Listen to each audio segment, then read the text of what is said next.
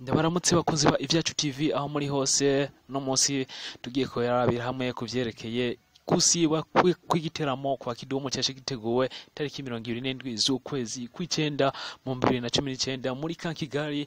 Ico giteramo kikaba cyateguwe na Kigali Jazz Junction, aho no munsi rero tugiye kuba turabira hamwe ivyico giteramo cyasivye no kubwira ikitangazo ryamaze gusorwa na Kigali Jazz Junction yerekana yuko neza neza Kidumu atazo kwitabira ico giteramo, mu gihe uwo bari kumwe ari we Johnny Dry umufaransa kazi wewe ubona yuko azo kwitabira igiteramo. Ati none vyaje gute, vyahereye hehe? Reka duhere neza na neza mu mwaka wa 2018 aho Breeze Melody na Medi bari batumiwe mu Burundi itariki mu kwezi kwa 12 itariki 25.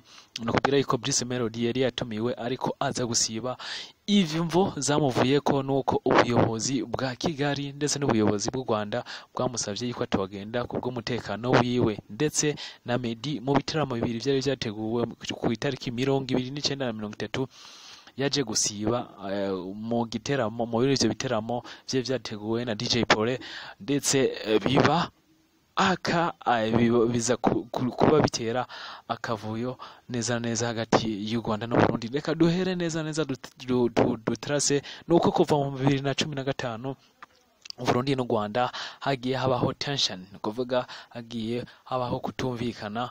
Ivyo vyose bikaba vyaratumye Burundi no Rwanda bimera nk'ibidacana uwaka, ariko ibi ntivyabujije neza neza yuko Kidumu aguma kora ibiteramo nubwo Burundi no Rwanda vyasa n'ibitumvikana, ndetse Kidumu ntabwo yigeze abuzwa na gatoyi yuko yitabira ibiteramo. Kubona rero u Rwanda nk'uko amakuru ejo twazungurutse ku mbuga zitandukanye ndetse zo mu Rwanda bwavuga yuko ubuyobozi bw'umuji wa Kigali bwabujije yuko Kidumu akora igiteramo yo kwitabira muri ico giteramo cha Kigali Jazz Junction.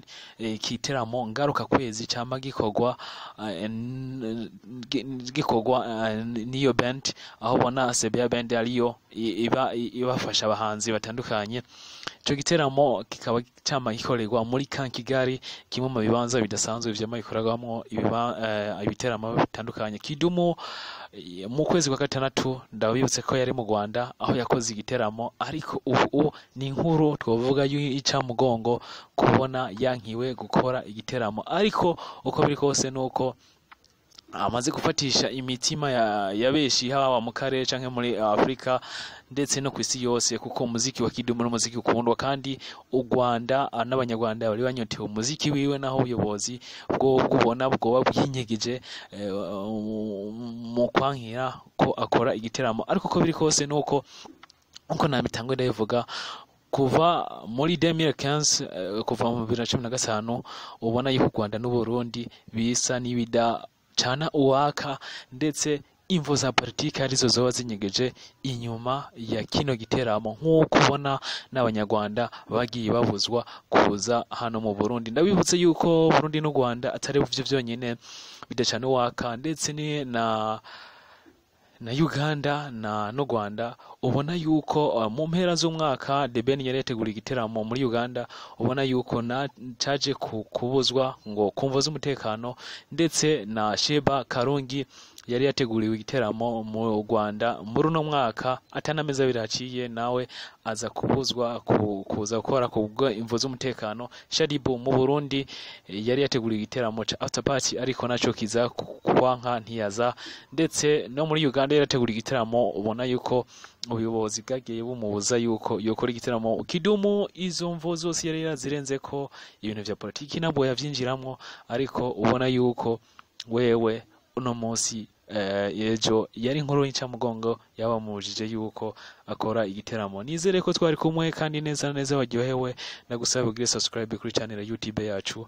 Niba ukunze video uyisangize inshuti n'abagenzi, ni vyaba ngombwa uyilikinge, ukubite ko comment kuba Kidumu yankiwe gukora igiteramo mu Rwanda. Ndagushimire cyane, ndagusezera kuba twari kumwe nanje Ivyacu TV igihe byose twama turi ngaha kugira ngo tuguhe amakuru.